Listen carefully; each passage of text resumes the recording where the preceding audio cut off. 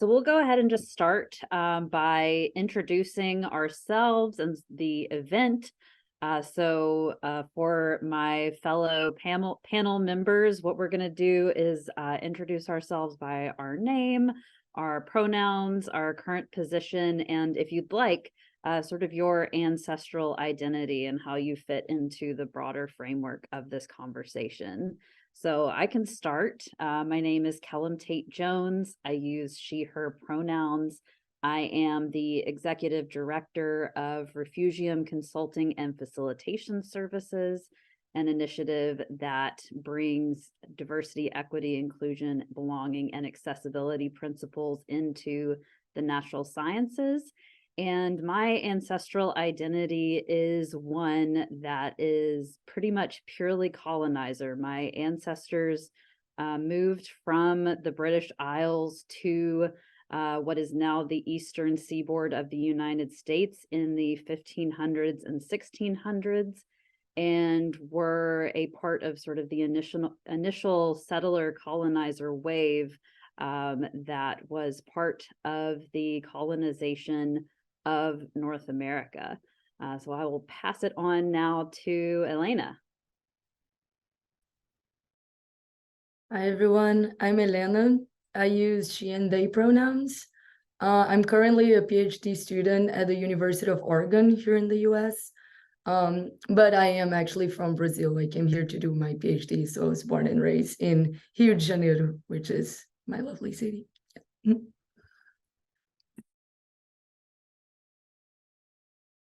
And Cassius, feel free to go ahead.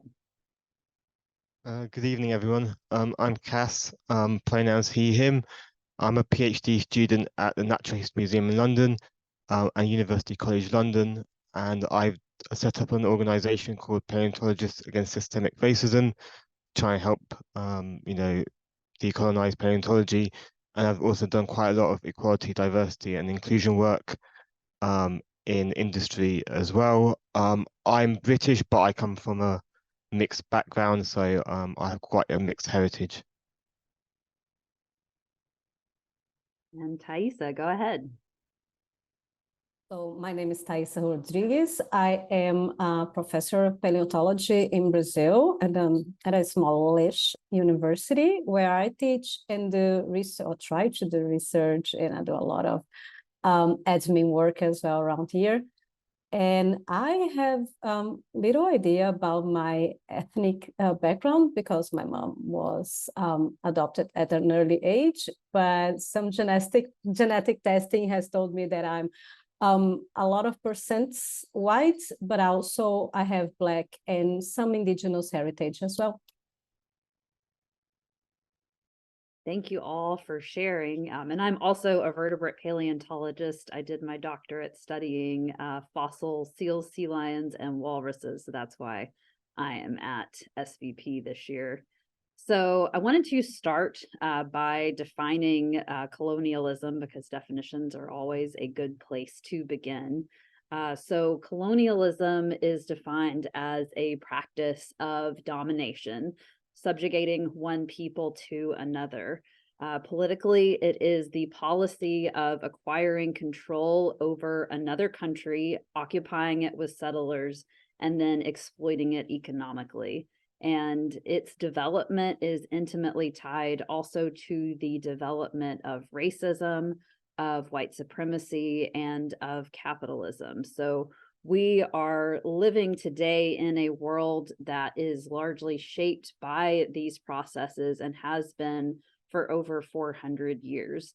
And paleontology, just like all other branches of society and science, has really its pathway has largely been defined by these processes. And today, many of us are engaged in trying to create something new, something more beautiful. The decolonization of paleontology and the indigenizing of paleontology. So hopefully this conversation today can be a part of that process. So I'm going to start by throwing out a question for all of you, and feel free to unmute yourselves when you're ready to answer. So the first question is really thinking about your own stories about how the legacy and modern iterations of colonialism have impacted your own personal journey in paleontology.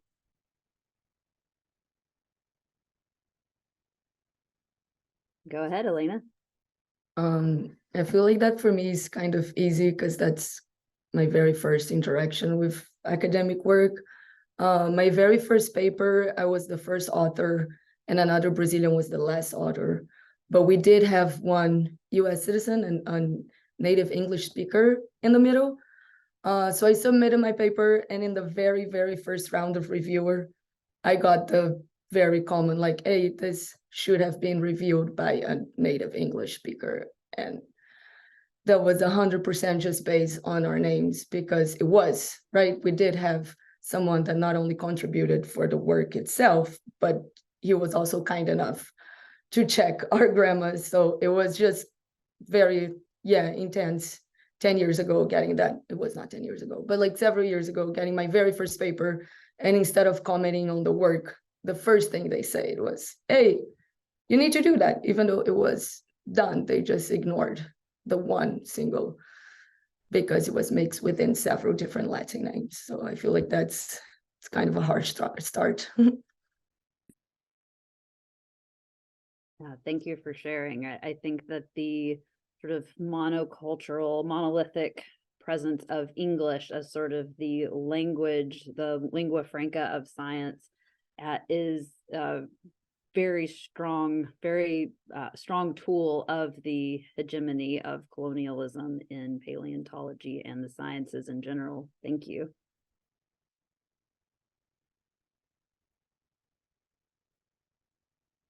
Go ahead, Taissa. Thank you. So I did my master's and PhD on pterosaurs, and especially from Brazil. So my initial goal, at least, was just to revise pterosaurs from Brazil. And I had a major issue that many holotypes and other type specimens, they were actually in collections outside of the country. So it was really very expensive for me to travel to several different countries just to take a look at specimens that have been taken out of my own country. So at the beginning, I really wanted just to revise, pterosaurs from Brazil. So because of this kind of some kind of neo-colonialism practices that have been made through the 80s and 90s, it was very expensive for me to do this kind of research. So I was very lucky because I was able to get several grants, but I do think that I actually got those grants because I was a Brazilian student wanting to study Brazilian specimens, and they were not in the country. So it still took a long time to do this. It was very hard. I had to, move abroad because it was easier just to travel within Europe if I was already living in Europe.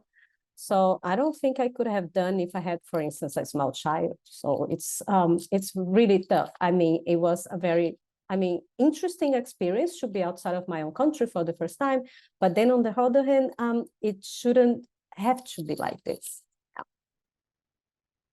Thank you for sharing. I think this sort of double taxation of not only have these specimens been removed from their home country, but then you have to pay this huge amount of money to visit those specimens and study them is sort of, there's a whole lot of stuff going on there. So I grew up, as many kids probably here, or when we were kids, loving dinosaurs. Having many dinosaur books, loving prehistoric books on prehistoric fauna. And as a kid, even though I'm studying theropods now, my favorite were the long-necked sauropods. And reading these books, especially some of these big, beautiful books, there was a big narrative going around that, the sauropods became extinct at the end of the Jurassic, and they were replaced by the hadrosaurs and the duck-billed dinosaurs. Now, this was more or less true in North America, and North America has an amazing fossil record, amazing collections. But that narrative from a very Europe-centric or North American-centric point of the world. And even back as a kid, I was saying, look, there were sauropods in Mongolia, there were sauropods in South America, there were sauropods in Africa still. So as a kid, it leaves a very confusing or very sort of what's happening in North America is sort of the only valid viewpoint of the world of prehistory. Yes, there's amazing evolution, amazing questions and ecology that can be asked and investigated in North America. But I think it does make people feel, if they're not from North America or they don't have access to North American fossils or they're from other parts of the world, that their paleontology isn't important or it's sort of, it's not part of the discussion, as it were. So I think it can make, especially kids, like question and make them, do they belong in this field? Do they belong here? Because everyone's just talking about North American fossils, which are amazing. And we're not trying to downplay their uniqueness, their amazing collection or anything. But I think it does make people in other parts of the world really question, do they really belong in this field? I think this is interesting too, because it has a large, it really impacts the direction that the science goes as well, and only tells one part of the story. So kind of thinking about that and how colonialism not only impacts the journey of people from colonized backgrounds, but also the science itself. How can we kind of think about the history of colonialism with relationship to paleontologically important discoveries, things that we sort of hold up as like these prime examples of paleontology? I think we can't take away from some of the amazing discoveries that have been made, but I think they need to be put into a correct, especially nowadays, into a correct context of understanding of how they came about. So, for example, Velociraptor is now a household name because of Jurassic Park. Like every kid, every adult probably knows the name Velociraptor. And this was discovered in the middle of the last century, partly led by a guy called Roy Andrew Chapman. Now, they found amazing fossils. Mongolia has an amazing, beautiful fossil record. But what isn't told is the reason for this expedition. It wasn't to find dinosaur fossils. It was because there were a group of, I use the word intellectuals very loosely here, or scientists or pseudoscientists, whatever you want to call them, who found the idea that white men or white people were descended from black people or Africans so abhorrent that rather than an out of Africa theory, they said, no, we can't be descended from people from Africa. We come from people from Asia, and they led this expedition. They found amazing dinosaur fossils, but no human remains, and that's what what their objective was. So that sort of story really does add a completely different dimension to this discovery of Velociraptor and dinosaurs like Protoceratops and so forth. So it's not taken away from the amazing fossils and the amazing Mongolian fossil record and everything that Mongolia and surrounding areas have to offer. But those sort of discoveries, especially, I think, there's other examples like Tenguru beds in Tanzania, the mid-Jurassic amazing fossils again. But an example is during that time, the validation of empire was almost, for many countries, based on their prehistoric fossil fauna. So for many years, the then Brachiosaurus, now Giraffes titan, was the biggest dinosaur in the world. And the Germans used this as justification for the greatness of the German Empire. Now, they weren't alone in doing this, but what always vexes me or surprises me is that this dinosaur was found in Africa, not in Germany, yet that connection that then Africa should be great was never made. It was actually then the German Empire. So I think, and the list goes on. Many, there's fossils in India in the 1930s and in parts of South America and so forth and so on. And I think these discoveries need to be put into this sort of context, not just how they came about, but maybe why there's only singular data points, or why there's, why are fossils in now Germany, like the Tanzanian stuff in Germany now? Why is sort of some of the Mongolian stuff split between North America and Mongolia? Like these sort of putting it into the wider context doesn't diminish the fossil discoveries, but it puts them into a wider context. And then maybe people would say, oh, look, we need to help build more infrastructure on these parts of the world, or we should train people up in these parts of the world, and really then start sending a different, more of a mutually beneficial dialogue going forward, rather than saying, oh, we've done it all, but there's a more of a future collaboration, and where everyone then benefits, but also then understanding sort of the historical context to many of these discoveries. Yeah, thank you for providing that context. I know there are some similar stories in North America. For instance, Fossil Lake was explored by, I believe, Edward Cope, and there was a similar story of him trying to use that as a way to delegitimize indigenous people's claims to that land. So sort of continuing to think about this, Helena, I wanted to direct this question specifically to you, to thinking about sort of what is parachute science and what can we do to replace this model with something that is decolonial and indigenizes science instead.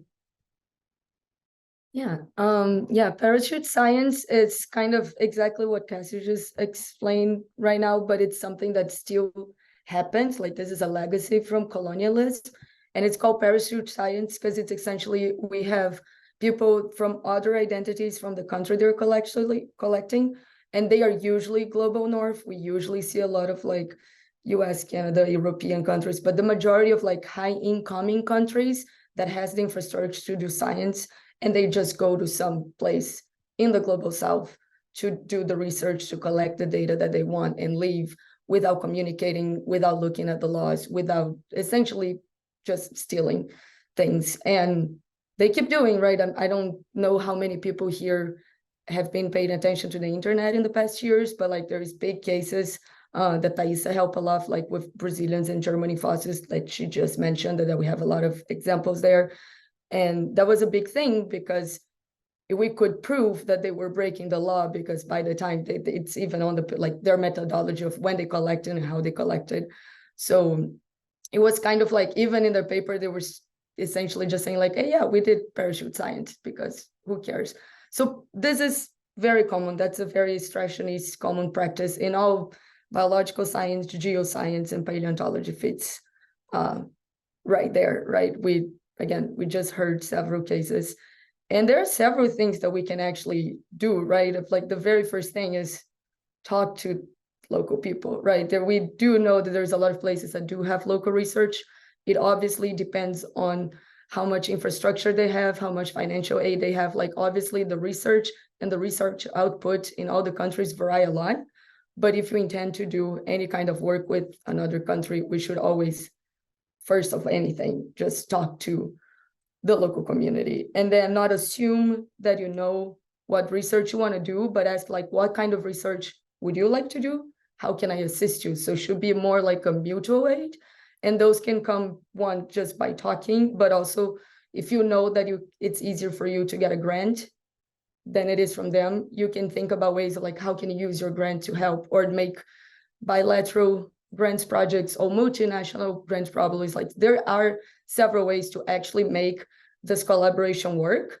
And it's a way that you make to invest so people in the local community can have the infrastructure to like do management curator training. So you help with the field work, but you also help people to, okay, instead of assuming that you don't know what you're doing because you don't have infrastructure, why if I just help you to give the tools to actually maintain and sustain and catalog your stuff, and we work together. So there are several ways that you can start parachute science. And for me, my understanding is the very first one is talk to the local research, because nobody knows that area, that field, the laws, right? Because for instance, in Brazil, fossils are a patrimony, it's a natural patrimony, right? So it belongs to the federal government. So there are several different rules that apply for Brazilian fossils that may or may not apply for other countries. So if you want to do work in Brazil, you should, again, local research should know, and they can help assist, so you're not going to steal, and we still keep our fossils, and you can come visit, we can send someone to go visit, right? I feel like it's all about trades and communication, and we can actually stop doing that if we just start talking. Yeah, thank you for sharing. And I think it's also involving local communities in formulating the questions to begin with, because when Western scientists are the only ones asking the questions, then that very specifically channels the direction that the science goes. So involving people at every stage of the process can be a way to combat parachute science. So kind of continuing to think, yeah, Taissa, go ahead. I'm sorry, didn't want to interrupt you. No, It's go just, ahead. I think your question is very interesting, and there's a lot of discussion going on, in the last few months, at least in the last few years, about parachute science, and they are very, very important. But we are still so long from including indigenous communities. I mean, I think it's a whole new topic of conversation. I don't know how to answer that, actually.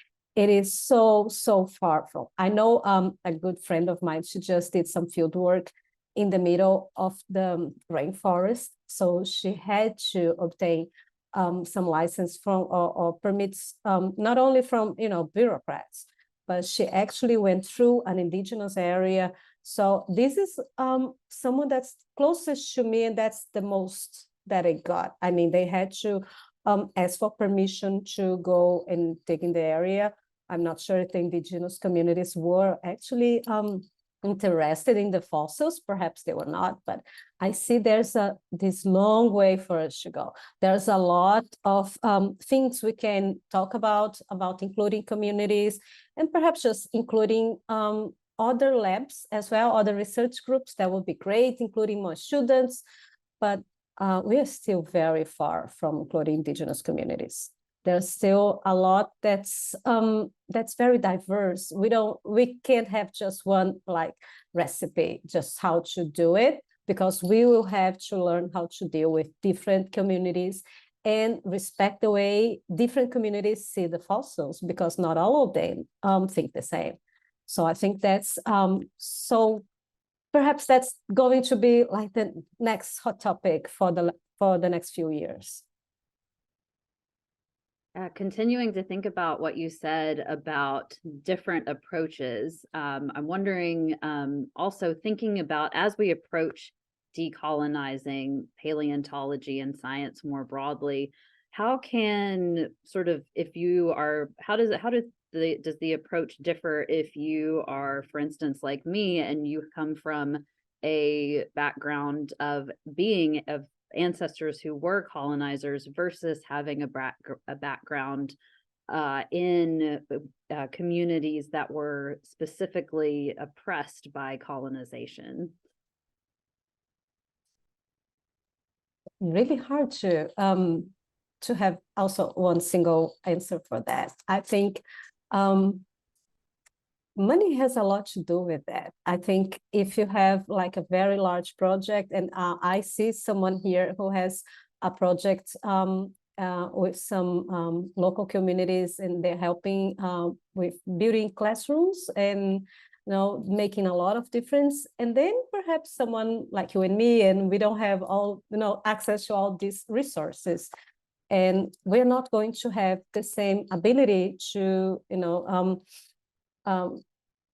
contribute to these communities as well. So I think we all can learn and do better, but I don't think we all can contribute in the same way. I think it is important also for people who come from like a colonizer background to participate and do better. I think that's very meaningful gesture.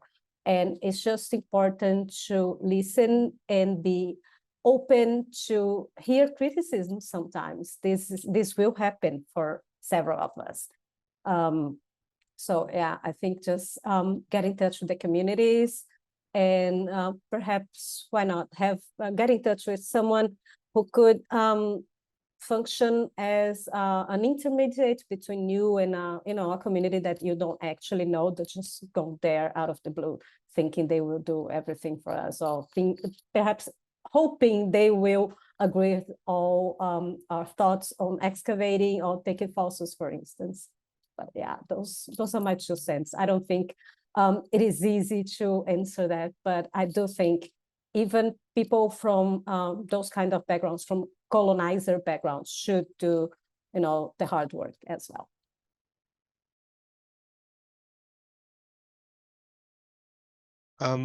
I think it's a really good question, and I think ultimately everyone can have a part to play if they would want to. And I think it raises an interesting question about agency and who has agency in this field on this topic. And I think ultimately there isn't a single solution, there isn't a single answer to many of these issues. And I think it's about communication, having a good intention, and communicating with different peoples, with different groups of people, people in your vicinity, people abroad, and just trying to do your best. Because I'll give you one example. So in 2001, there was a dinosaur discovered in Egypt called Paleotitan, and that exhibition was led by two then students. And these students at the time just had an interest in the fauna, in the Cretaceous fauna of Egypt.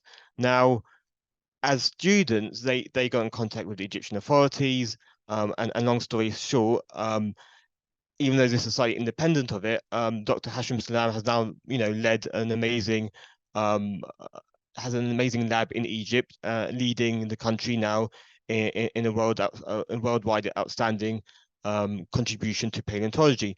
Now, at the time, these students, and I have spoken to Dr. Matthew Lamana, who was one of the ones who discovered Paleotitan, and he said, he's had very little impact in terms of, creating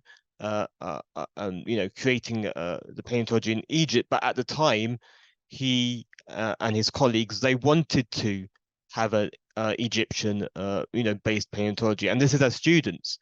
So the students had these big dreams, and they contacted, local people, the local institutions, and the governments, and I think there's even a TV documentary about this. But I think the point being here is that if people dream, they can dream big, and actually amazing things can happen if people communicate, if people contact, if people engage with the local people, if people have a genuine interest in the fauna and the fossils of this area. Fossils were then exported out of the country to be prepared, but then they were sent back, and that was always the condition, that they weren't going to be kept, but they were prepared. Fossil preparation can be difficult, but at the same time, people were being trained up in Egypt. And then there's another example in Morocco. Dr. Susie Maidament from the Naturalist Museum has a similar sort of program where they're training up local people in fossil preparation, in invertebrate paleontology, because they understand the importance of the fossils. They don't want to export them out, definitely not long term, maybe just for fossil preparation and preservation, but then send them back. Similar to what Dr. Krauss and Dr. Patrick O'Connor was doing in Madagascar. Fossils have come out to be prepared, but all the holotypes have been sent back, plus more than half of all the other material. So a scientific interest can lead to some amazing developments for both internationally, people outside, but also for the local communities, when people engage and people communicate. And anyone at any, we've had people, then students, we have professors, we have leaders in the field, like everyone could have a part to play. And it may be as simple as reaching out early career researchers, reaching out to other early career researchers, saying, could we collaborate on this project or on this specimen, and be co-authors.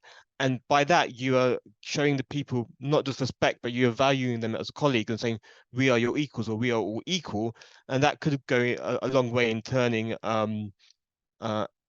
changing things in long term, where I have been informed that many paleontologists from the global south often feel that they're not on a level playing field with their colleagues from the global north.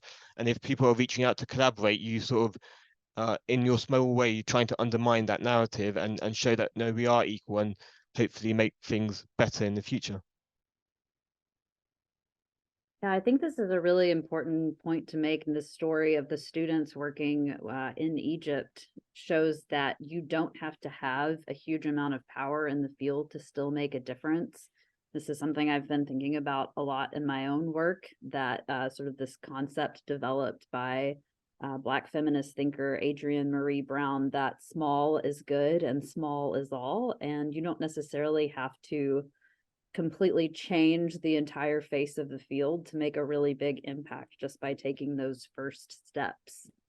So thinking about sort of continuing to think about the different career stages that different people are at, what are some other sort of actionable items that paleontologists perhaps who are professors or later career stage researchers can take in their labs and in their field work to decolonize paleontology? And then after this question, we'll start taking some audience questions as well. Yeah. Yeah, I think this is like a provocation I would like to propose here. So there are many ways researchers can help, and not all of them require you to be a senior researcher. I've heard some stories, for instance, of some paleontologists, more senior or mid-career paleontologists, who were just waiting for a foreign student to come to the lab so they could integrate or have a more international lab and integrate the student to some projects. But you don't have to wait for a special student to come to your lab.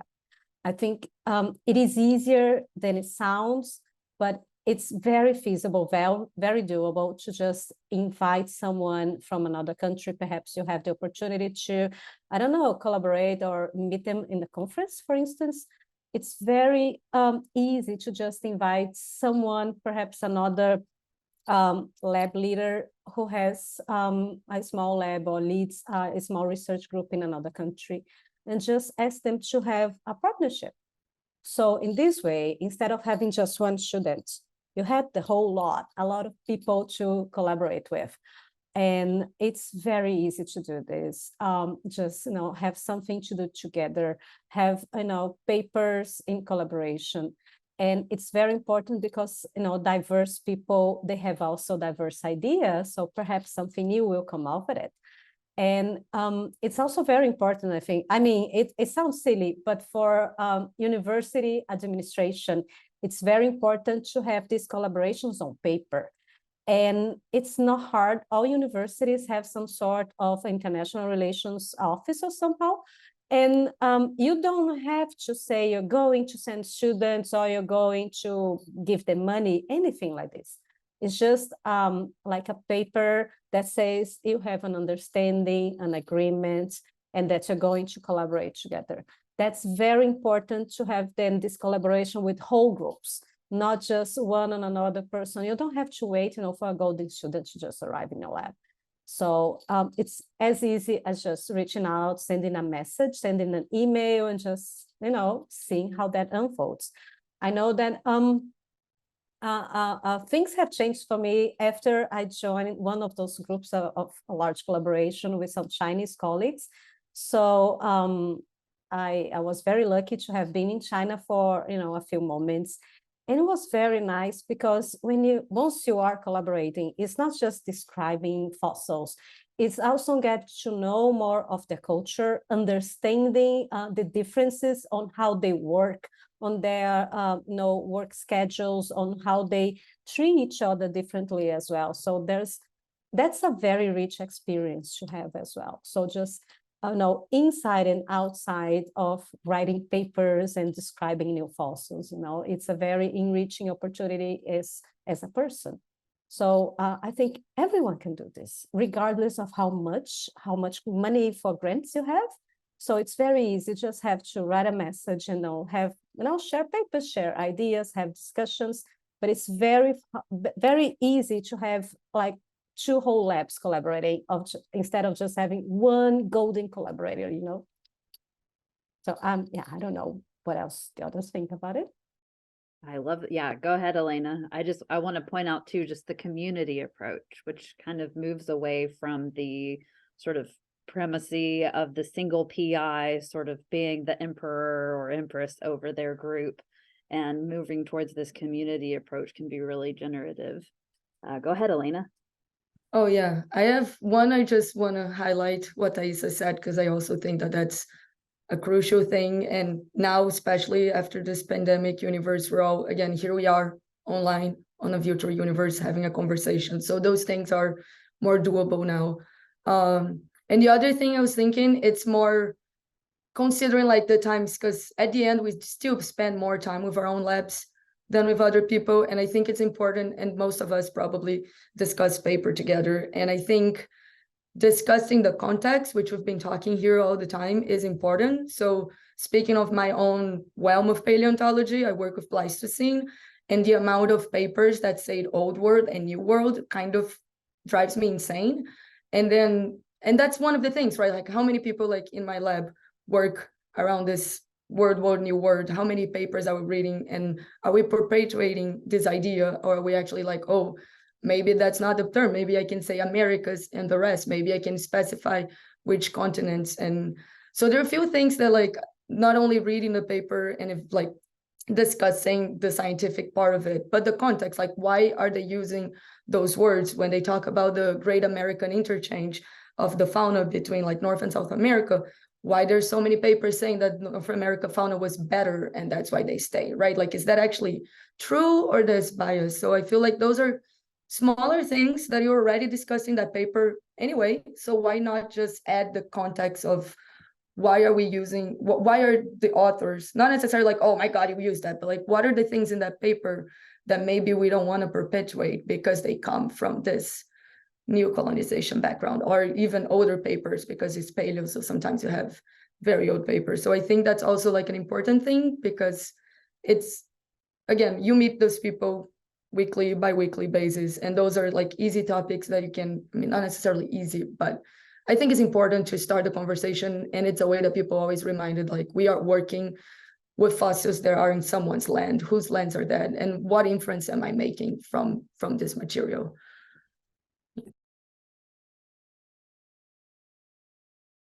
I would agree with like all those points. And additionally, I think if PIs do have funds, they can do mutually beneficial like student exchanges. It could be for a couple of weeks, 2 months, where one student maybe from a less well-off country can go to one which has more money, and this could be funded by the PI who has the larger grants.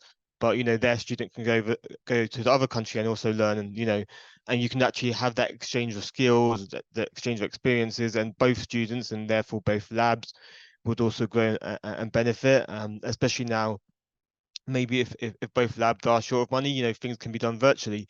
You can exchange data virtually, you can develop skills virtually. Software could potentially also be exchanged, and digital models, and all of this exchange will help to enrich all involved, and this will help to bring everyone up to more equitable levels. And because it's a mutually beneficial collaboration, everyone's equal, and that will help change, I think, the narrative in the long run about maybe certain parts of the world not having good science, and that can be thrown out the window. And people, maybe especially in leading institutions, are reaching out to other labs and saying, look, we value these as colleagues, we value your science.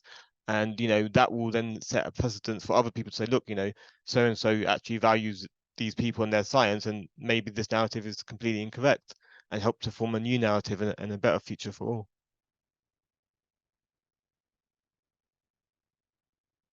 Thank you all for your thoughtful responses. I do want to get, there's one last question I want to get to before we open it up to the audience. And it's something that Taissa had mentioned, that the question of what are ethics statements in relationship to paleontology, what should those include, and sort of how can they foster active acts of decolonization?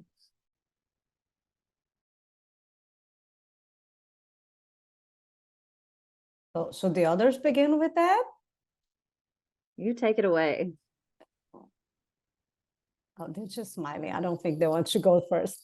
So it's something new, right? So we all going to see from now on more and more journals that are asking for ethics statements. And I know there has been some discussion in the recent past about that. It's it's not easy. That's not just one answer. It's not a one size fits all thing. It's very important that ethics statements are well thought, and they depend on, of course, the paper you're writing. So you can just copy paste the same ethics statement for all your papers. It's very important that we recognize what's going on with our own specimens. Am I describing a specimen from some other country? It's what's the meaning? Who was the person who excavated this specimen? Where is the specimen now? And what's your relationship to them? So I know perhaps you don't feel, well, from, you can do anything about repatriation or something. You are not the curator or owner of a specimen, but perhaps you do want to say something nice about your thoughts on the ethics of studying those. I do recognize that this specimen has been excavated under these and these and these circumstances. For instance, so Cass just handle several very interesting examples that we can use them. So I can do some research, or I don't know, some Tenagro sauropod. And in my ethics statement, I think I don't have to, but it would be very good if I could recognize that it has like a neo-colonial background. What happens during the time the specimen was excavated? Why is it in some museum outside of its own country, for instance? And just recognizing this, it's very important. It doesn't mean that in the ethics statement you have to say if your specimen is legal or not. You can say this, but this is not really speaking about ethics. So it's very important that you recognize all the problems, and especially if there are colonialist or neo-colonialist practices that are related to the specimen. It's very important that we recognize that several specimens have been found in indigenous lands. I know that in the US, indigenous lands have a very restricted meaning, but perhaps in other countries, we are talking about places where indigenous people have lived on, but not necessarily are recognized as their own land. So it's very important to just be thoughtful and write those things. And yeah, just giving it out for the other ones to chip in.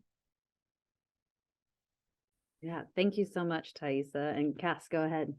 I would agree with that, and I think it's important to try and give credit where credit is due as well, and sort of explain or state, about the specimen. For example, in the UK, specimens in national museums, the museums cannot get rid of them because they actually they're property of sort of the country, and they actually have to have governmental approval to unaccession any objects, and this has occurred in the past with human remains, and they have been sent back, but that did require going through Parliament. So I think having sort of statements like this, or having that bigger context to say, look, these specimens have been accessioned in so and so museum for so many years. We are unable to deaccession them, but we do believe that they should go back to the country of origin. I think puts it in the context of not just where the specimens are today, that the researchers and even the institution may be powerless to deaccession them, but it shows the intent of where the researchers would like them to go, and I think that will help in the long term get maybe more attention from governments, or for the people who may actually be able to make a difference without promising too much, but just stating the facts and make people more aware of these sometimes very complex laws around accession and who has ownership, and I think this sort of discussion becomes very technical, but if people are more aware of them, then we could probably work better as a community to help things go back to where we believe they should go. Thank you. And I think this is a good example of how doing something that is relatively small can add up as it sort of accumulates with other people's ethics statements. It can drive larger change. So I do want to open, or Helena, did you want to add something? Yeah, well, it's so small because I agree with everything. I feel like once we go back to putting things on context, but the other thing that I feel like I just think is good to emphasize is there's several people, especially Native community, that's still fighting with their own governments to establish the land. So if you have a lot of scientists, like paleontologists, we're grabbing stuff from the land, and in our scientific paper with our scientific authority, we're like, but this is actually their land, instead of recognizing just geographical modern neocolonial barriers. We're like, this is actually their land. If enough people do that, it's not like we're helping them, because we're already kind of screwed everyone, but it's a way to like, hey, you have all the scientific communities kind of mapping all the areas that it is yours. So there is, again, a lot of times we just need evidence and proofs, and I feel like acknowledging those, it's also not just put it in context for us to be better people and have an understanding of what you're doing and maybe do things better, but it's kind of a way to like, okay, I know several of you are fighting for still like having your land actually acknowledged. So if we do that, is a way that we can use our work to like, yes, we acknowledge this as your land. Yeah, and I think this goes back to the idea of both having a relationship with the people whose land you're working on, and it's the idea of using your privilege for something good, for the decolonization, not only of our science, but of our lands in general. So I do want to open it up now for any audience questions. Feel free to raise your hand, to unmute yourself, or to put questions into the chat. If you'd like to raise your hand, you can go down to the reactions button at the bottom and hit raise hand, or just unmute yourself. Yeah, Michael, go ahead. Just going to ask how the get a national project and national meeting for Triassic these days. So me and Ann Pritchard are definitely interested in doing that. And there's not too many Triassic workers in the United States. And we found area per site that was the SVP posted this year. It's online, but as well. But just want to open it up and see how the best way to do it is.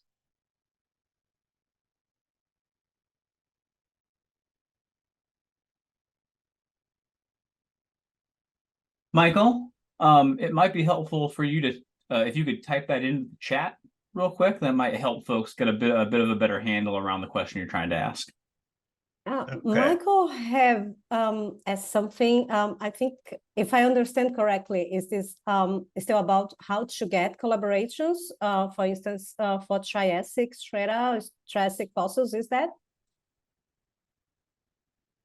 Yes. So, I think the answer can be simple as just write someone an email. So you can write me, I can tell you who are my colleagues who studied Triassic, Taissa in Brazil, and give them their email address for you. But really, I don't think we have to wait until someone introduces us. Just get on those papers that you think they are describing, or people are doing something interesting, and that's just, write to the corresponding author. I am sure people will be very interested in seeing what are you discovering in the Triassic in the US. I mean, there aren't many people studying Triassic these days anyways. So, and I think they all kind of know each other. So you might be just getting to a large collaboration network anyway.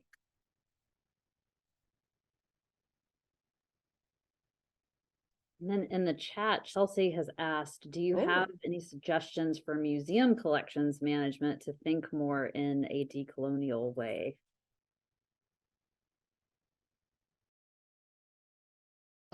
We've actually, I think in the UK, we've actually had quite a few discussions going on about decolonizing collections.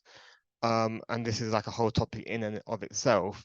But some things that we have observed is shedding more light and information on the people who collected them, trying to give stories to maybe some of the hidden people involved. So maybe some of the collectors who aren't named, but trying to show indigenous people, some of the local people had a part to play in this, giving information about its true nature in displays, and collection, and sort of giving that more holistic story.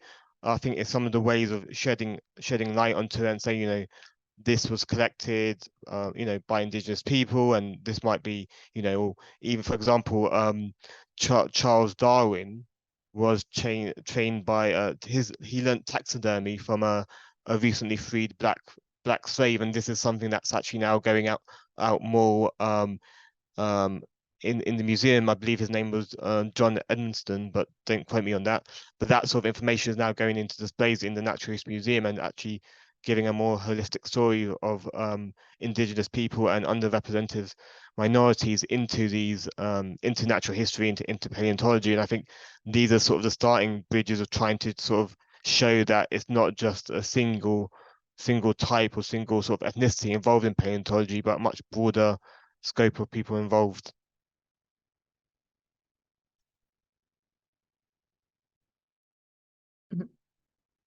Yeah, I was gonna say I agree with everything that Cassius just said, but I was gonna add that accessibility is still kind of one of the main things.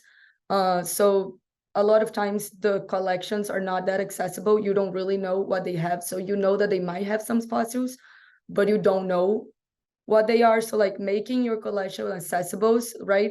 I was in Brazil. I know what it is to be making very, very little money for a money that is like 5 times less than the dollar is.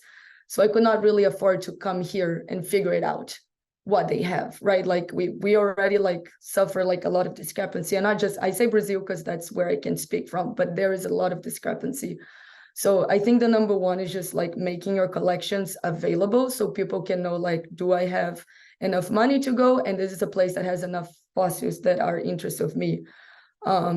Which I think it's the number one kind of thing is just, it's not, I mean, I know that it's hard and there's difficulties, but I also know as someone who tried to look for like several Brazilian fossils around that it's not an easy information to get. So making that one would already like increase a lot, just general research and interchange. But the other thing, the accessibility is also financial, right? A lot of museums do have money that they do put grants for people to go visit.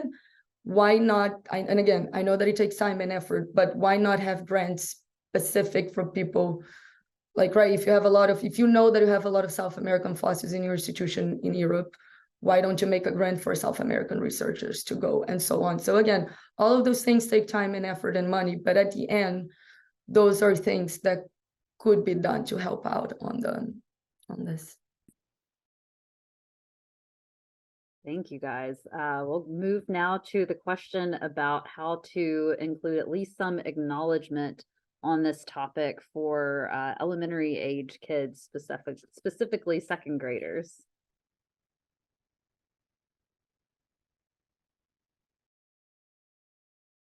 Oh, I'm not sure if I'm the right person to answer this. I don't work with such young children, but they are very curious and they are very open to this kind of, new informations. They're like sponges at this age. So I think I'm not sure how could you actually do something. I'm sorry, Lai, but I think any way you want to include those. They are very curious, and I'm pretty sure they will fully understand the issues regarding this. I'm not sure. Any other thoughts? Oh, Cassius has some thoughts. I think if you use the Tendaguru beds in Tanzania as an example, I think we could say, the Germans had their help, or the local Tanzanians led the Germans to some of their sites that they hold in reverence, and they helped to discover and extract the fossils. So maybe just showing the multitude of people involved in discoveries, could that it wasn't just the Germans landing on the coast of Tanzania, marching 40 miles across savannah, avoiding rivers and lions and malaria, and finding the fossils, but just giving that holistic story of the knowledge of the local people, and they held the site in reverence, and they helped lead the Germans to the site, would just show the multiple parties involved in such discoveries, and that age, it just shows it was sort of everyone had a part to play, and maybe when they're slightly older, maybe give more more difficult examples, like maybe the example of Velociraptor when they're maybe slightly older, and they can have a much more nuanced discussion. But maybe at an earlier age, just showing how many different people were involved, or that a black man taught Charles Darwin taxidermy, and that just shows the multitude of people involved in paleontology, and that way it's the truth. We're not missing anything out, but you're not also having too difficult discussions. Like, I don't think it'd be very nice to have a discussion that young about Velociraptor and some of the ideas that these people held. I think that might be too much, in my view, anyway. And I think I'd like to add too that kids are very smart. They're and like Taissa said, they're very much sponges. And I think providing them stories to connect to, and also kids at that age are very tied into the idea of fairness. And so introducing, even at a young age, the idea that history has not been fair and history has not been just, and using different stories as ways to illustrate that there has been harm done in the past, and can get them thinking about ways to make it better, because these kids are the scientists of the future. And so building that understanding from a very young age, and both showing the diversity of people who've been engaged in this, so it's not just old white men doing paleontology in these books that you look at as a kid, but also telling the stories of these old white men, not just as heroes, but as perpetrators of unfairness and injustice, can be a really important sort of viewpoint to take as well. Yeah, Helena. Well, I'm just gonna, again, I like everything that is being said, but I'm also gonna say that one way that we could do on a lighter note is just to introduce to other, as Kellum was saying, other stories.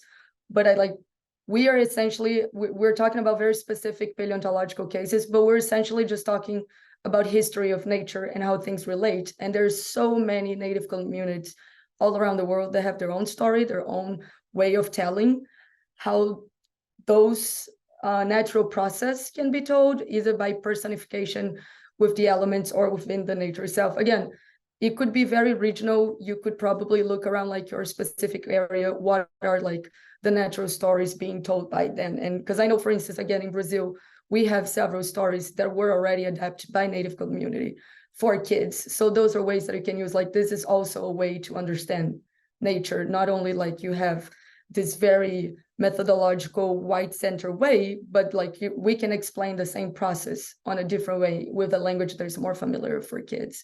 Could be a way to balance it out, those ideas too. So thank you all so much for participating in this conversation. I know we've got a few more questions in the chat, but I also want to be respectful of everyone's time. I would also like to invite all of you to another event that I will be hosting on Sunday. We'll have an opportunity to actually share some of our own personal stories and relationship with paleontology in the storytelling circles that I am going to be facilitating, which will be from noon to 2 Central Standard Time on Sunday. So if any of you would like to join, I would love to see you. And again, thank you to Helena, Taissa, and Cass for being here with us today and providing some expert insight into these topics. And thank you, audience, for your attention and engagement. I know I have definitely learned a lot, and I hope that you all have as well. So thank you, and I will let you all go now.